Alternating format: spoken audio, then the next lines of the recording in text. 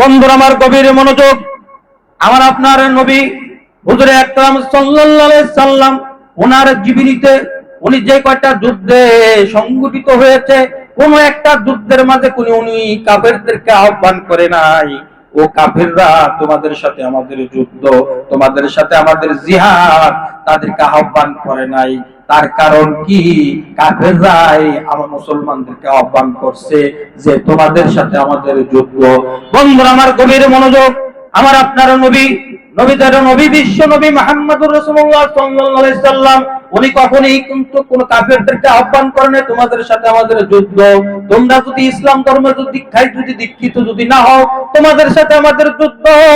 আল্লাহ রাসূল কিন্তু এই কথা বলে নাই, বরং কাফেররা আহ্বান করছে মুসলমানদেরকে তোমাদের সাথে যুদ্ধ।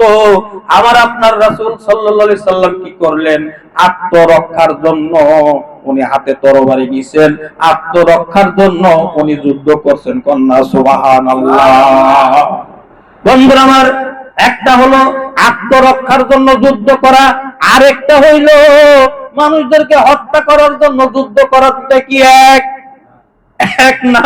বোঝা গেল আমার আপনার রাসূল উনি কিন্তু কাফেরদেরকে হত্যা করার জন্য কিংবা কাফেরদেরকে ইসলাম ধর্মে দীক্ষিত করার জন্য জোর জবরদস্তি করে নাই, বরং আমার আপনার নবী আত্মরক্ষার জন্য তরবারি হাতে নিছে। কথা ঠিক কিনা? বন্ধুরা আমার গভীর মনোযোগ, অতএব বোঝা গেল ইসলাম হলো শান্তি। সেই শান্তি কোথায় পাবেন? সেই শান্তির দূত হলেন মুহাম্মদুর রাসূলুল্লাহ সাল্লাল্লাহু আলাইহি সাল্লাম। বন্ধুরা, উনি তো দুনিয়ার থেকে পর্দা নিয়ে গেছেন, এই শান্তি কি উনি সাথে কইরা নিয়ে গেছেন না রাইখা গেছেন? কথা বলেন। রাইখা গেছেন। সেই শান্তি রাইখা গেছেন কার কাছে?